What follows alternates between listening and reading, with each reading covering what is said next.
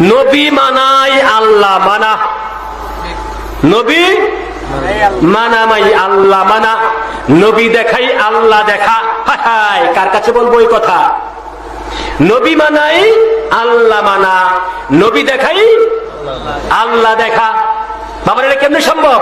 আমার মুখস্থ কথা নয়, এই কোরআন শরীফ সূরা নিসা ৮০ নং আয়াত, সূরা নিসা ৮০ নং আয়াতে মাইতি রাসূলা ফাকাত আতাল্লাহ, মাইতি রাসূলা ফাকাত আতাল্লাহ, যে কোন নবীকে অনুসরণ করলো সেই নিশ্চয়ই নিশ্চয়ই আল্লাহকে অনুসরণ করলো, আল্লাহকে মানলো।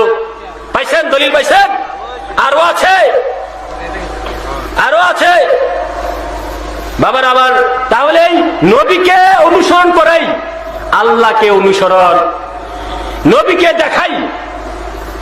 মান রানি ফাকাদ আল হাক্কা, মান রানি ফাকাদ আল হাক্কা।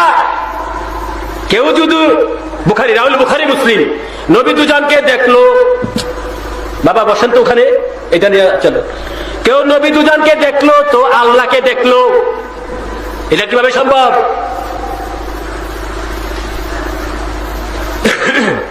নবী দুজনকে দেখে আল্লাহ দেখা, নবী দুজনের সাথে মুসাফা করে আল্লাহর সাথে মুসাফা করা, নবীর অনুসরণ হয় আল্লাহর অনুসরণ। নবী দুজনকে, নবীর কাছে মুরিদ হয় আল্লাহর কাছে মুরিদ হওয়া।